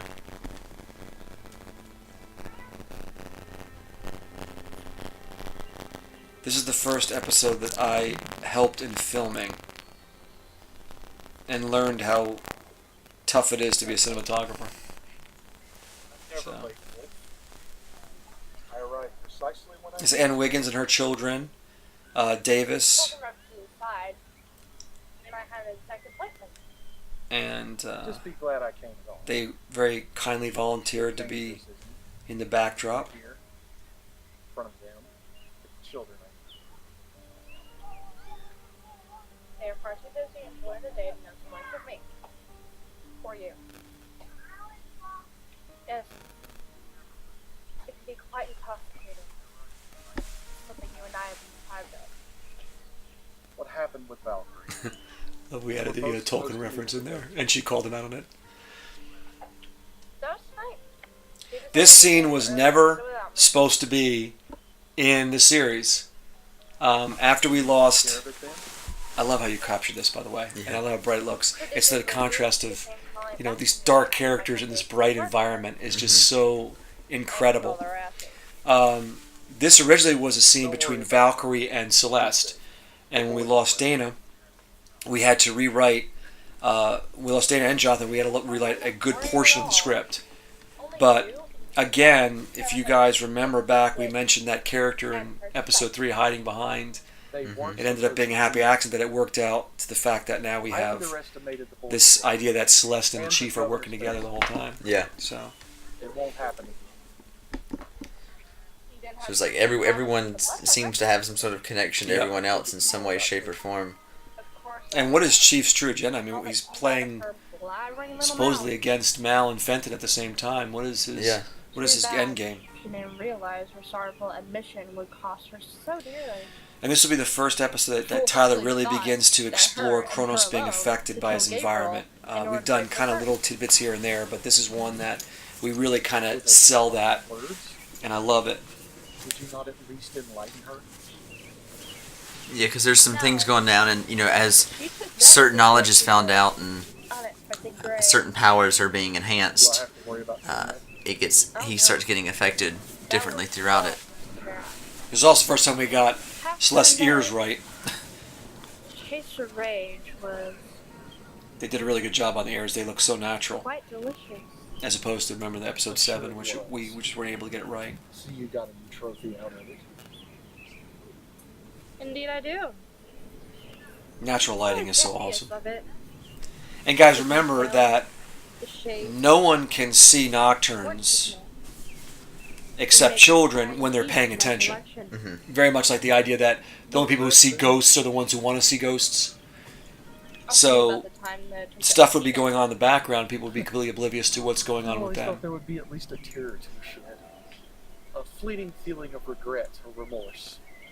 After all, So we she lose the was fact that essentially Celeste has wiping killed your Valkyrie. kind out of the globe. And that Celeste So is she. likes to keep trophies We of all her were. victims. Yes, those were different times. Everyone always has that One. something that they like to. Yes, they were. If they're a big game hunter, they always want to keep something from their kills. Right. So why? In fact, her entire outfit is basically from all of her kills. She's like a walking RPG. It's just Yeah. like I've picked up all these things from people I've killed. That's sadly true. I grow weary, as she did, weary of existence. Spread thin, more transparent. When you watch this scene again after you see the commentary, watch it very closely because we're beginning to just scratch the surface, pardon the pun, of who Celeste is. From the moment she touches her belly, watching the children, to this conversation, it's very important because we're beginning to set up in a very small microscopic way who Celeste is as a character. So when we go into season 2 with her, you're going to get to see a lot more, and then season 3 actually is going to be a focal point on her. So I make no apologies. the music almost tells her tale beautifully, you know. Never forget that. Never forget who controls the Chief's just brutal. He's just savage. Yeah. That's what I've always liked about you, Wolf. You always find a way to make me laugh. You just keep on your task. There we go. You let Chronos is me worry being about the affected. almighty. Notice it's affected by Chief. They still don't know what you know. No. Even if they did, it's already too What of Michael? What is he in your little game? late. Temporary distraction. At most. And me? Would I have been sacrificed so effortlessly as well? No. You will live on. I know you all too well. We're not as different as you would like to think we are. We're both cunning creatures, far smarter than anyone would give us credit. What is the Chief's plan in all of this? All together, yeah. Yeah. He knows so much. He kind of feels like, you know, That didn't work out so well. he knows a lot more than what he's leading everyone to believe. He's only dealing out the little bit of information that each person needs. He's both working for Majestic and working Majestic at the same time. Never underestimate me, Shadowwalker. On my worst day, It's like organized crime or something. Yeah, similar to that. outlast, Episode 1 of season 2 is really going to bring a lot of this stuff together for the folks. So Death may have I'm been excited absent about on the filming day that episode. Gabriel It'll be our failed that first sorry pre-recorded song. episode of season 2. Death will come for him eventually. I hope so. Or else hell will be like a holiday for all of us. You let me worry about that. You just stay to your task. Valkyrie and Gabriel's murders make yours just as easy. And what of yours? I, my dear, have a date with an angel.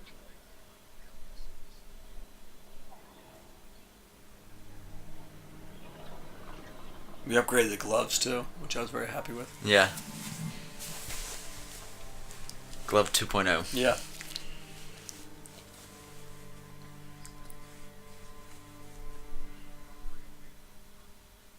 So I'm assuming it was you who saved our asses. I'm sorry. Let me rephrase Nice that. setup for season 2 right there. Yeah. I assume it was you who saved us. And why the hell would we you set wait up till the for last episode minute before you 14 stepped in? too. I merely observe.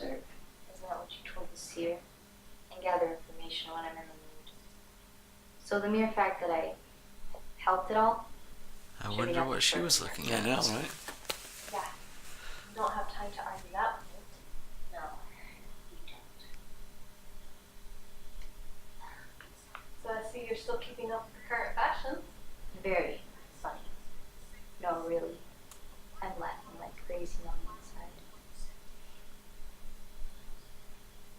inside. This is the line that we were unable to get in episode, would be 9, I think. Yeah. So The latter sounds so much more fun. I felt bad for Brooklyn with all the takes. Her tea was cold. The jokes to Yeah. Had hot tea towards the beginning and then cold tea. Yeah, so cold tea, yeah. Do you want to ask me a question? But she kept the reaction as if it was hot the whole time. Yep. The costume that Brooklyn is actually wearing is a costume from another character that I had from one of my books, The Crux. But when I was creating her character, it worked out so well, and she did a great job of modifying it. I think she looks totally creepy. And what you get, if you look closely in the back, it almost looks like she has a protrusion coming out of her back, like a part of her wing. Like I think that was total accidental, and it looks so cool. Never knew that about you.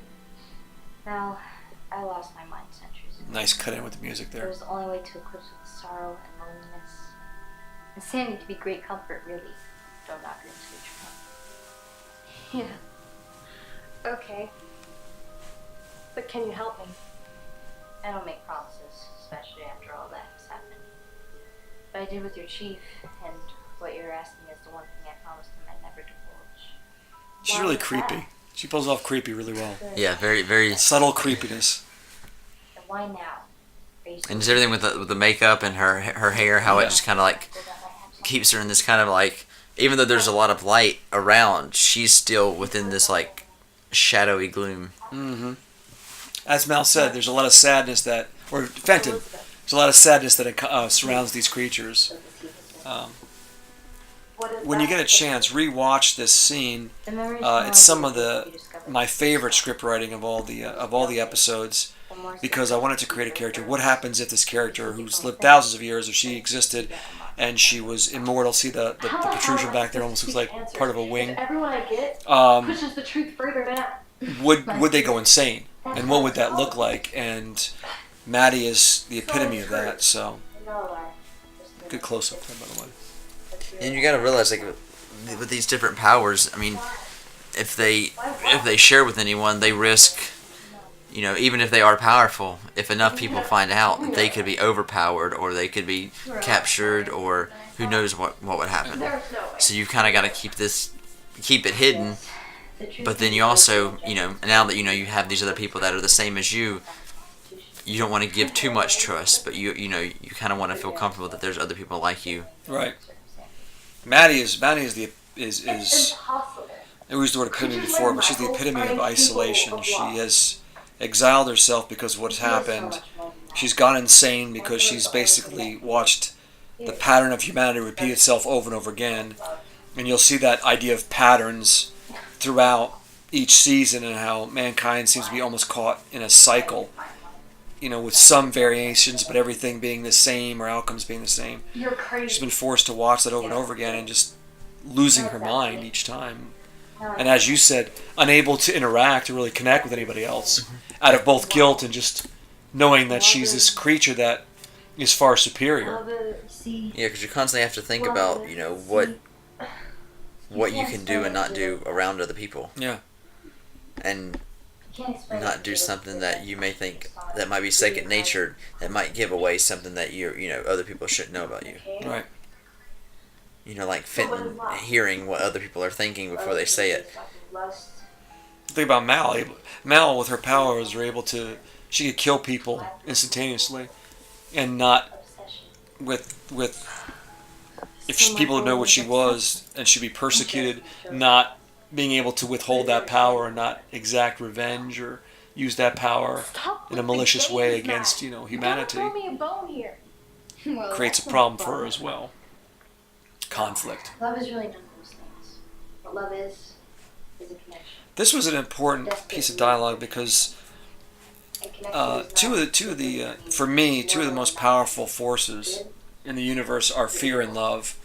I think fear is the most important, because fear, or the most powerful, because fear breeds so many things. But what is love? I mean, it's, I don't think you can scientifically prove what it is. I mean, there's pheromones, there's lust, there's all that, but this idea that two people can connect in this deep level for no real reason, it's almost an anomaly. Yeah. So, and could an evil creature fall in love the way we define love? And the way Maddie describes it as being, love being an actual connection, something that's really indefinable, but at the same token, you know, layering it out to here's what brings someone to that connection. It ended up working out really well. Michael is in love with Elizabeth. It was hard to write this where it would be believable to the audience, where it wouldn't be overtly complex, you know, overselling it, etc., etc. So I think it ended up working out really well. And with Brooklyn's performance in delivering it, it made it feel organic. Yeah, she just has like she just brought like a really just, Michael believes it is I don't really say sinister, but a very just No, I think mysterious, you're right. Almost somberly sinister. Yeah. Yeah. So He consists of 3 prophecies. And Michael believes that with all that he is, that he and you are the fulfillment of one of those prophecies. What prophecy? See? If I tell that makes you ask yourself, do you just really make the believe that Michael is in love with Elizabeth? Or is he just, Is there something else to this? Because I'm terribly bored. yeah, does he feel like having her would bring some kind of simplicity or some kind of sanity to his life? Than anything else for me. Yeah. Because he knows what she truly, you know, what power she truly has. So maybe he feels that there could be some kind of... Right, and he mentioned the fact that Elizabeth could literally kill someone with a single glance. So this, whoever she was in a past life was incredibly powerful. And now, and dangerous. I was getting tired. Which begs to differ. Why? What begs the question? Excuse me. Why would Chief resurrect her at all? Yeah. Fuck me twice. And how come she doesn't remember any of it? And like how much is, you know, been suppressed? Right. And how much of her personality is actually just residual Elizabeth?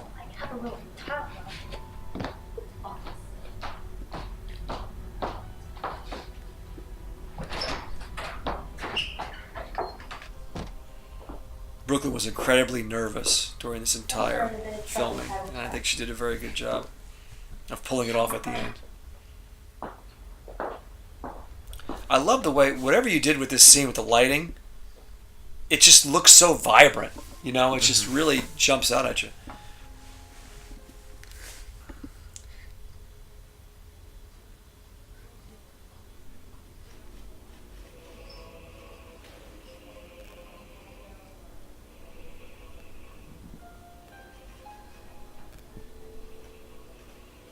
There's the brooch from when Michael had his confrontation with her. We didn't know what happened to it, and there it is again. So there's a connection there. Heard the news about Michael? Yes, among other things. It's been a busy day. Now, Hasn't it? if you saw the intro, obviously you know that the alchemist was originally Tyler Suggs, but Tyler with doing everything he does for Dusk and everything he does on top of that with Fox 46 and ESPN Radio and the other projects he's working on, which you guys can see those if you go onto the Dusk series Facebook page. Just scroll down, you'll see all of the accomplishments he had with Messiah, with Torrent, with Emma's for Mommy. So he was unable to fulfill his role, and Donnie Goebel stepped in, and 2 weeks. Yeah, picked it up and just 2 weeks. Went with it. This again is Optimum Engineering. This is the obviously their little cafe area. You don't want to know. Their language? Another funny thing, Corey Willis, who plays Osiris Green, who also played our gatekeeper at Purgatory, who's done multiple roles for us, and positions on crew as well. Right, he's in Gaffer, Assisting and with camera. He actually filmed episode 14. Corey hates coffee, and Osiris's character is a heavy coffee drinker, so that's water in the cup. That basically give birth to the Antichrist of all Antichrists. Yeah, that one. With all the Originally, the Alchemist had more of a Riddler motif, but we wanted to make him look more contemporary and more genuine. So Mm-hmm. Donnie came up with that costume, which I thought looked really good. The ensemble he's wearing. The two individuals we trust the least. This also established that we know the Bureau exists in the Majestic building. Yeah. So. Short of one bloodsucker now. It's obvious. And if you haven't put the two together, it's where we got the name for the DVD, the Majestic Yeah, Cut. and there you go. And nothing, apparently. Not even his own flesh and blood. Now, Corey Willis was our original Gabriel, but because of scheduling conflicts, couldn't do it. And then midway through production, his schedule opened up. Dear God. So we're really happy that he's a Cyrus Green, because I think this is a better part for him. Yeah, really do. I think he pulls off with Yeah. Cyrus. It's kind of got a Fox Mulder, Jim Gordon kind of feel from Gotham. Yeah. Lasts forever.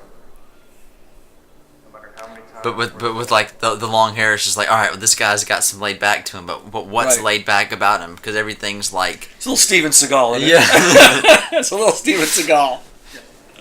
He's like, he's badass, but the ponytail just makes you want to trust him. Yeah.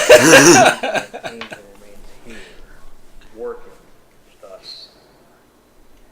Now, side note, Corey does one of the most amazing incarnations of Heath Ledger's Joker in cosplay. I mean, literally Hands down. looks identical. That's how we met, and he's just phenomenal. 1 hour prefer to steer clear. No. If Majestic feels for a second, she might remember, she'll be disposed of long before Matt left the experience. I find it hard to believe that Maddie Hale is just sticking around, so she's a W-2 employee of of Majestic. Michael killed him too. Why? Those mystical benefits must Yeah. be something. Off Alexander and you might guess. A lot of PTO there. Michael has to know what he's up to. It's too bad we don't. 3 prominent Majestic hematologists have disappeared in the last year. One just turned up dead. There's no doubt Alexander's kidnapped him. Okay, here is the one of the main plot lines of the book series. Because the idea is, if vampires were to take over the world, they would pretty much lead to their own demise because there's only so much food source existing. And they would probably go too overboard at first, and they'd probably dwindle Right. out. How would you control all the vampires? Right. So you'd have to come up with some way of being able to feed everybody. And a couple of movies have attempted this. But I really wanted to take a solid scientific angle to it. And so there you go. HB series program is what I came up with. So am I. Forever taking this damn And we'll job. explore the treaty in season 2 Like you had a choice. in far more detail. Don't forget. It was your persistence and your investigation. They mentioned Alexander. I think it's the second. Eventually led you The first one was when Mal mentions her. Mm-hmm. Mentions him. I never thought I would actually miss the days of being a laughing stock at the FBI. So, how exactly do you plan on finding out what Alexander is up to? It's not like he's going to lay out his evil plan for you. You'd be surprised what that sociopathic bastard gives up. Did a good job with that. That was a good delivery. Be careful, Cyrus. You know how many agents failed. We get a very small snippet of Osiris's backstory here, Mm-hmm. which we will explore in great detail. In This is season one of 2. the backstories I'm very intrigued to see unfold. We know he's an FBI agent or former FBI agent, and we know he's a profiler. We know that he figured out the whole thing with Alexander. To what extent? We know that Majestic found out, and that they recruited him. But there's a deeper, more intricate story to that. That's why we have to get a handle on this. Majestic is already allowed to do And as we stated a couple times, they can cons and everything else like that. The alchemist is basically if magic had an IT department, that would be the alchemist. Do you even remember when you hated all this covert bullshit? If something's going wrong, he knows kind of How to fix it. how it happened, and And we could give you a bunch of spoilers right now, but we're not going to. You'll appreciate to see them unfold. Yeah, you look back after watching season 2 and go back to season 1 and go, oh, that makes sense now. You'll pick up little things like we have to be so careful when we're filming at Optima not to these placards and stuff on the wall because we can't remove stuff, of keeping them just enough out of focus and frame that you can't read everything and realize that it's an engineering place. Yeah. It's a beautiful facility. They do industrial lighting. We actually gave Keith and Kathy Peel a sword signed by the entire cast. It's funny, they do industrial lighting and we're about magic. Yeah, right, exactly. There you go.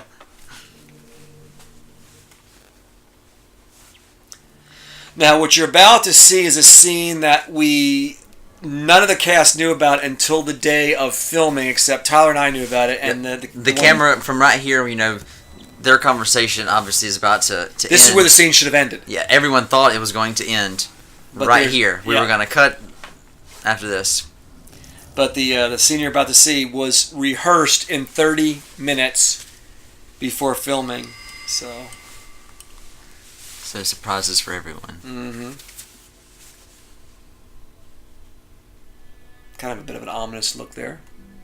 I like how the music ties into that too. That's probably one of the better tie-ins.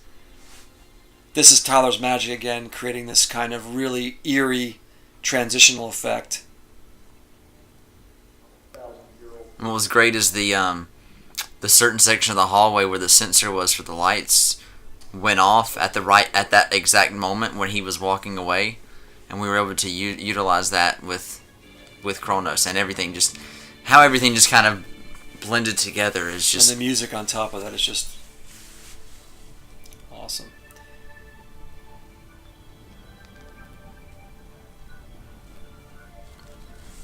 This is another practical effect that we did for Chief. When you see his fist light up, that Tyler enhanced in post, but for live, it was a device I built myself that actually lights up his knuckles. Tyler did a really good job of, buffering that up. The longer you're in the grave, This looks great, Tyler. the more time is taken from you. The body on the table is actually James. Frankly, I don't give a shit. Man, this takes more and more out of me every time. That really came out good. Then I have just one. I was and what is that? So James had to roll off the table real quick to make that cut. He did a great job. Here we find out a little bit more of the extent of the Chief's powers and why Mal came back so young. May I come in? Yes, you are late. You look well. I just returned from a late lunch. I must say, these are far better accommodations compared to... That is just beautiful. The way that was filmed was just... And we get to see Wolf Hayden, who will be taking over as Gabriel for season 2. I know, I must keep with it. But I can assure you it This is the final episode. Jessica, my Yes.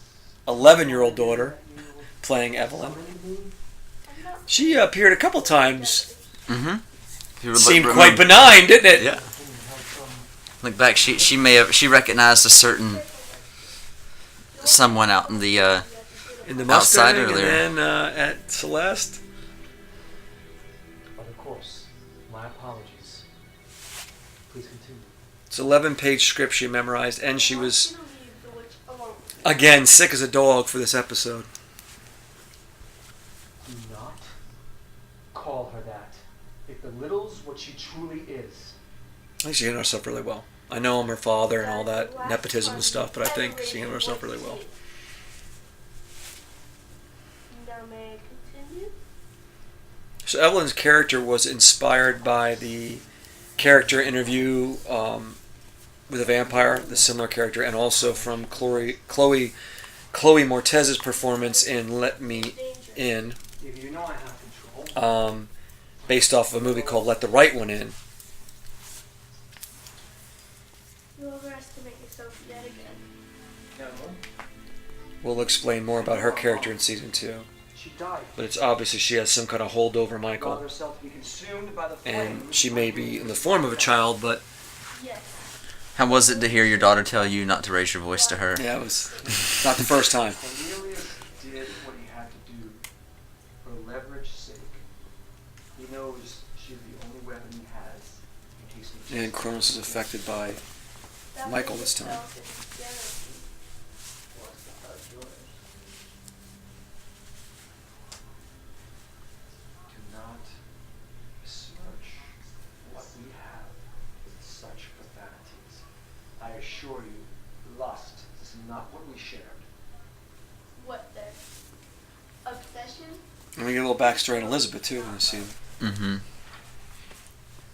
He loved So a lot of backstories to these characters. Like is a concept. Each honestly, scene- this could have been like a 23 part, 23 episode season 1. Honestly, with each character getting 2 or 3 episodes to build on their development and everything. But with the series and everything, we had a bit of a restraint on time and putting it all together. But it actually came together and made a nice feature length. Yeah. No, and the Run. thing is, this we use the word groundbreaking. We don't throw that away around lightly. First of all, we're doing a live series on Facebook. But second of all, we're doing this storytelling in such a minuscule time frame, 8 to 11 minutes, and covering a significant amount of ground in each episode, whether it's giving some backstory, some origin story, or just moving the story along. And it's the kind of thing where you can watch the same episode 3 or 4 times and pick up something new each time you watch it, which it feels like a huge accomplishment. You add in the fact of what Neil and Isaac and Amos have done with the soundtracks, Neil especially, what Tyler has done with the filming and the editing and adding all the effects, both sound and visual, and you get this amazing production which had zero budget. So I'm really proud of that. And not many people can brag on that. If anyone can brag on what we've done. So. And it's got to, at the root of it, like anything else, as long as it has a good story, anyone, everyone's going to tune in. And that's what this has, and that's what it started off as, is a really good story, and then it just built from there. But if it didn't have the story, it wouldn't be anything what it is now. And it wouldn't have the investment of everyone involved, yourself and the actors, the entire cast who really have poured themselves into it. And again, they're getting basically Cece's Pizza as payment. So I'm really proud of it. We've done a lot with season 2 in preparation for that. So I'm really looking forward to having that with all the technical advances we've made, sound advancements, lighting, cast. I think you guys are really going to be excited about what we do with season 2. But again, rewatch the scene carefully, and you'll get a real glimpse into their relationship. This one's going to be the biggest shocker, I think, when we finally unveil what the connection is. You see, as you know, Alexander seeks position and power. He cares nothing for our people. He simply wants to lord over them, just like his father. But you, Evie, for whatever asinine reason, And originally we had planned on having the live episodes and the Majestic cut in the same DVD, but Tyler and I realized you have access to the live episodes. Yeah, you can. So we wanted to focus this DVD on the Majestic cut and some behind-the-scenes footage and some special things, as opposed to really just wanted to repeating add- the same thing over and over again. Yeah, because we really wanted to add in all those extra effects and the score and the different color corrections and just all kinds of different aspects of it that just kind of built onto the story. And you guys have absolutely no concept of how many man hours that Tyler has put into this to make it look as good as it does. From the live footage up to this post work, it's been remarkable. So I can't thank him enough. Dusk would not exist without Tyler Suggs, so it would have just been an idea, a good idea on paper. But Tyler has made it into something really special and fleshed it out in a way that I don't think anybody else could. So I really appreciate that. And I'm again saying I'm really excited about what we're going to accomplish in season 2. Yeah, I was excited to come on and be able to to take, because this was a way for me to take, because all the knowledge that I've had through the whole production, instead of me just focusing on, like I had done with like Torrent Messiah, I had like a couple key positions that was all I did, and I focused on those. But on this one, I kind of was able to get in, and because a lot of these, the actors and crews, this was kind of their first production. Yeah. So I got to kind of to hand off some of my knowledge that I've gone over the last, I've learned tons over the last couple of years. It's been Tyler's been cinematographer, director of photography, editor, mentor, educator, and in all of these things. So his resume is pretty impressive when it comes to Dusk, on top of his already impressive resume with the other stuff he's worked on. So, and working with a young director, and even though Todd and I are friends, it's it can be frustrating because you're trying to respect your director's vision, but at the same time you want to tweak it and make it better. So Todd did an amazing job of being able to do that, and it's been a very good partnership. So, but these are the credits. So I hope you guys enjoyed the season 1 Majestic cut. I know I've enjoyed it. Yes, it was. It's been roughly a year now. Yeah. It's been a long journey, but from concept to this. Yeah. The final product. Yeah. Yeah. See all the pieces come together. It's been a true labor of love. More. I guess more satisfaction than a 1,000-piece puzzle. Yeah. Yep. So, and we've gone through a lot of changes. I mean, from losing some cast members to recasting to just fighting. I mean, issues that we didn't think would come up with sound and with tech and with feeds and signals going out. Something is always going to seem like going to come every out. Time. Yep. Every episode we've learned, and now much more so doing this. But everyone you see that we mentioned, cast and crew, we can't thank enough. Both, past and present. We can't thank enough for just what they put into this. So, we're really excited about what we're going to do with the series. 6 seasons, so that's what our goal is. So. Yep. But. So thanks for tuning in. Absolutely. And we appreciate your support. And don't forget to check out all of our social media pages, and check out the live episodes again if you want to check us out. And then come back and watch this again so you can kind of compare what's changed, what we kept, and then meet up with us at a con, and then let's talk Dusk. Yeah, absolutely. Yeah, any cons we go to where we love talking about Dusk. So, and that's it. Yeah. So thank you, Tyler, for helping me with this commentary and making this one more level of special. It's been a great trip. Yeah, absolutely. So until season 2. Bye.